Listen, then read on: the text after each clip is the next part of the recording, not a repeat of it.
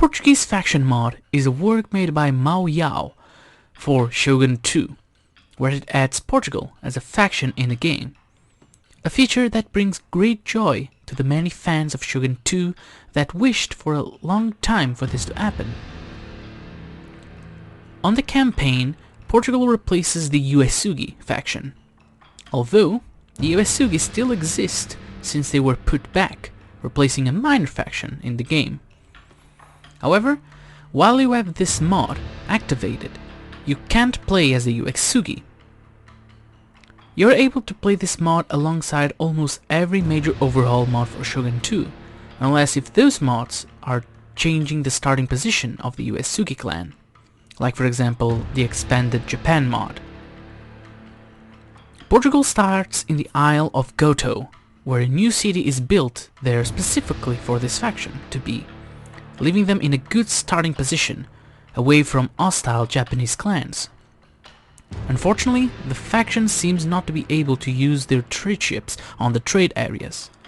Even if you conquer mainland regions, it still seems to be an issue for Portugal, which quite makes the campaign very difficult and without its main reason for using the superior navy to monopolize the trading areas. Hopefully, this is an issue that can be fixed on in future patches. The Portuguese faction mod gives new technologies for the faction, and in the future we'll be adding specific faction agents and missions, as well new building chains and ancillaries.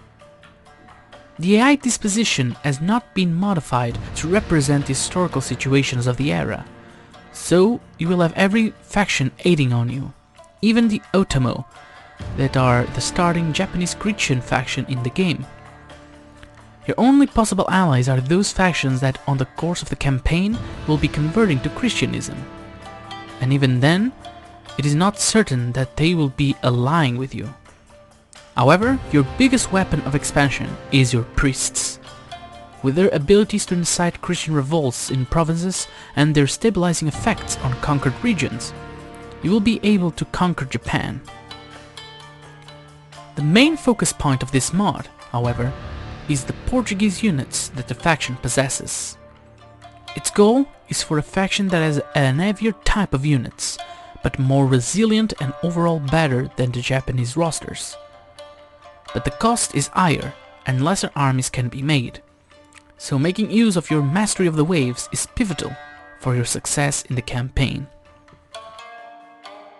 The first and most readily available unit in the Portuguese faction is the merchant crew, coming at 200 soldiers per unit and having a morale of 5, melee attack of 8, melee defense of 2, charge bonus of 10, and armor of 2. They are not really the type of unit to be used in a frontline assault. They are probably more readily and probably used, at least as like I like to use them, as a supportive role. At least their melee attack is quite high in the Portuguese roster, so they are good. They are a good supportive unit. Then we got the Pikemen. The Pikemen coming at 160 men per unit and having a morale of 12, melee attack of 5, melee defense of 10, charge bonus of 10, bonus versus cavalry of 20, and armor of 8. These ones are the perfect unit to hold the enemy line to wait for other units to come, such as the merchant crew, and their morale will not allow them to retreat as easily. Then you have almost kind of the upgrade of the pikemen, the halberdiers. They come at 80 soldiers per unit, and they have a morale of 18, melee attack of 8, melee defense of 16, charge bonus of 10, bonus versus cavalry of 20, and armor of 10. So it has almost everything higher than the pikemen, and they even have an additional trait being resistant to morale shocks, so they will not be losing morale if they see friendly units routing.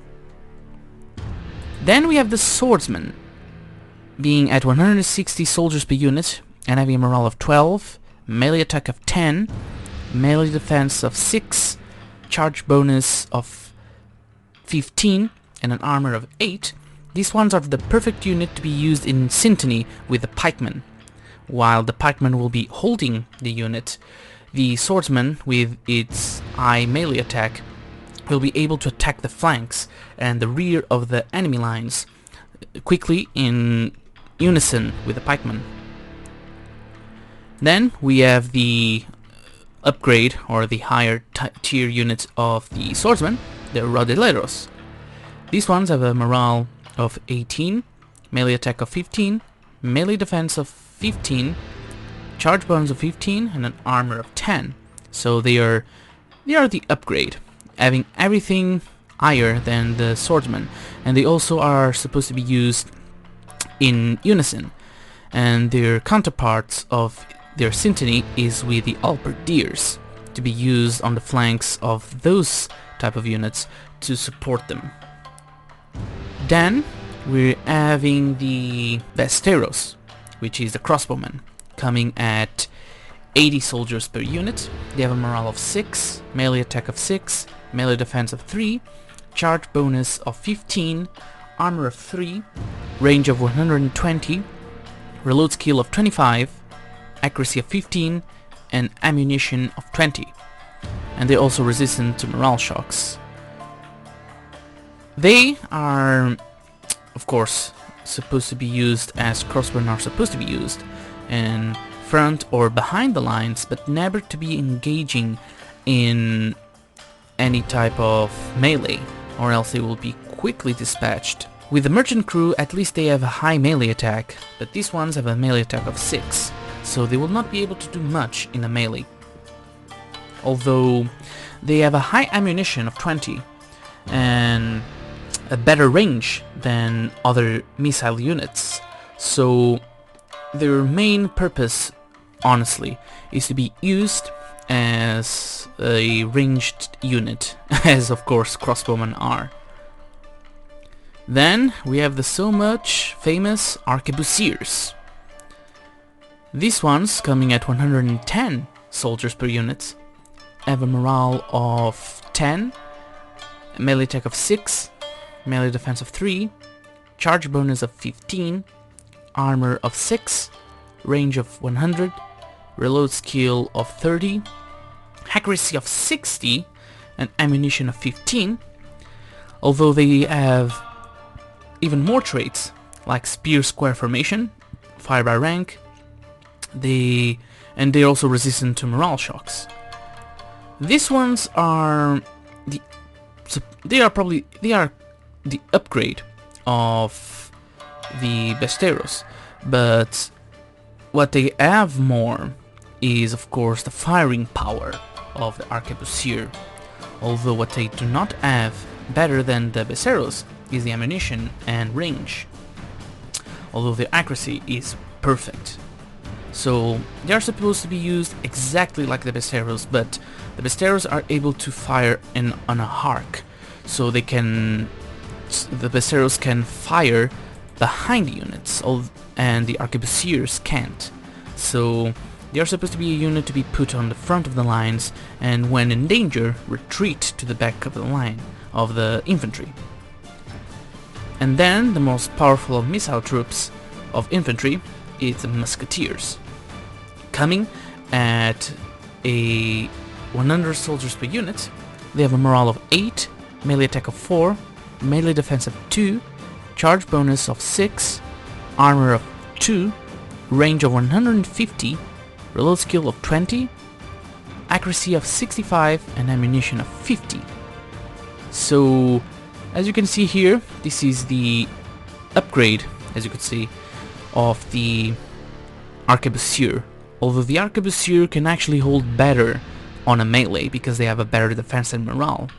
But the musketeer has an higher range and they have better accuracy, although they do not have a better reload skill. These units are the cream of the Portuguese missile infantry, or the cream of the crop, as you would say. And they can actually kneel So these ones are the absolute best when it comes to musket units in this roster, and probably no other unit on Shogun 2 can actually equivalate, at least on this time period, with this Musketeers. So they are an incredible asset to be added, and not letting them being caught up on a melee engagement. Then we have the Cavalry.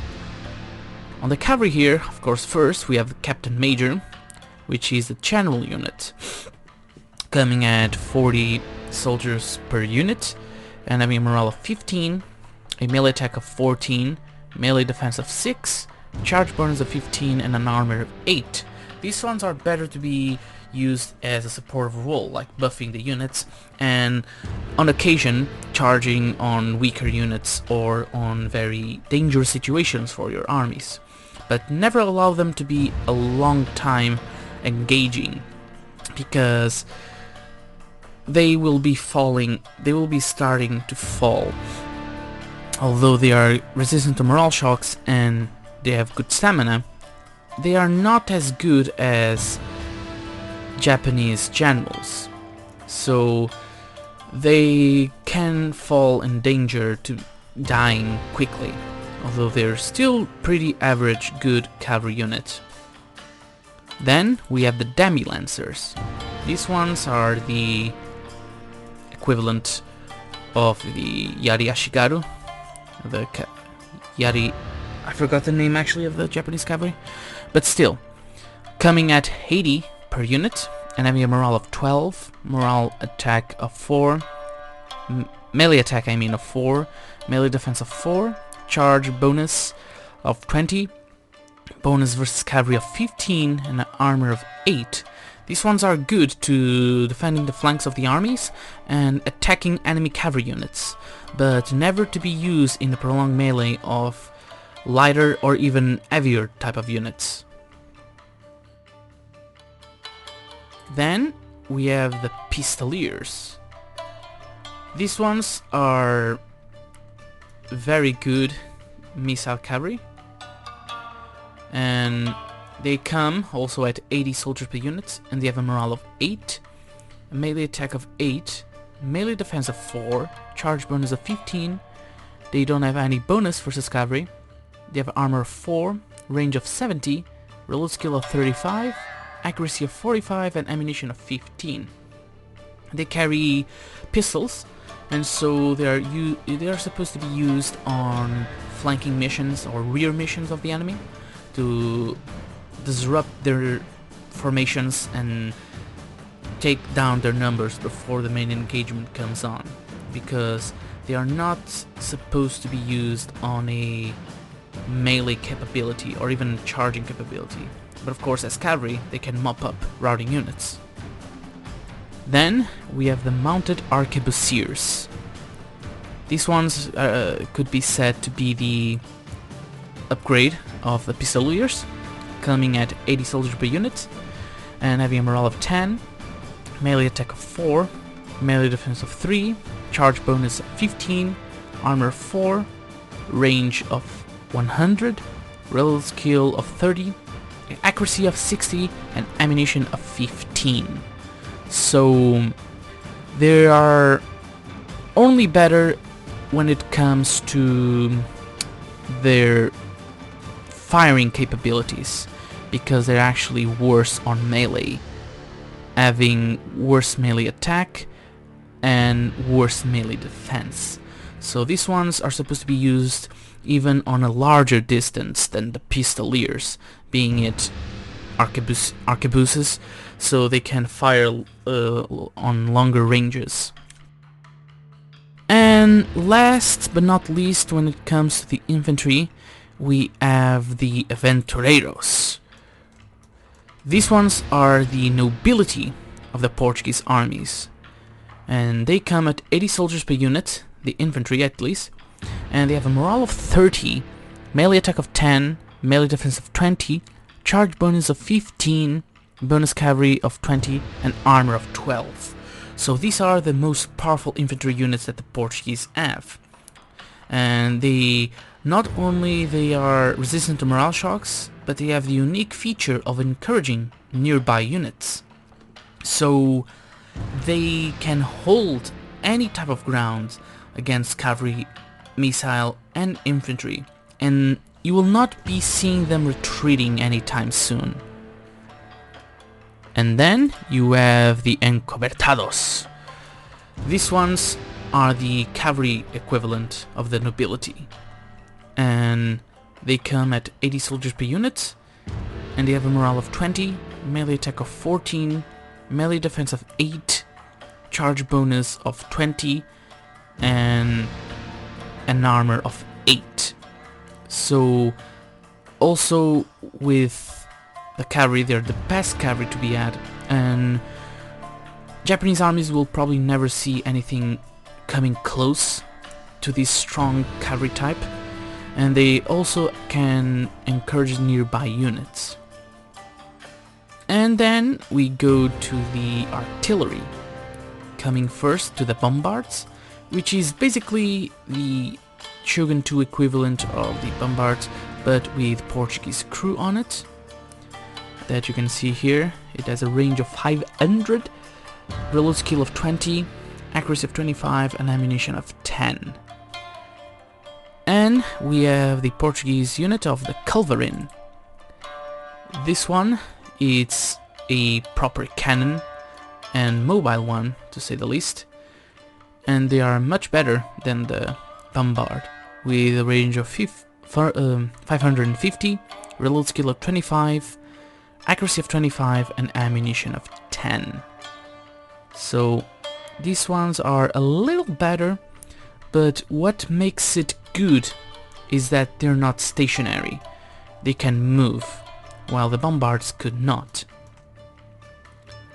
So this was the Portuguese faction mod, and as you can see with the units, they are a pretty good bunch. They have a lot of selection, and in my opinion they should have less cavalry.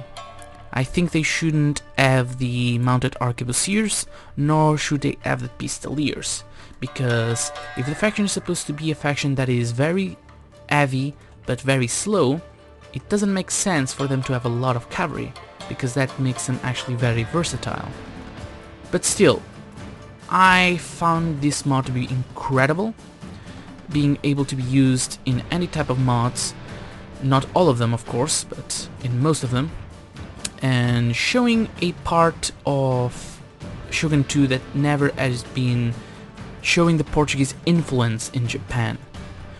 And so as you can see, the Portuguese army is a type of army that is very strong in almost all capabilities, but it is more difficult to be done because of the upkeep and the amount of turns that units are able to be recruited. So I hope that you've enjoyed this mod overview, and until the next video.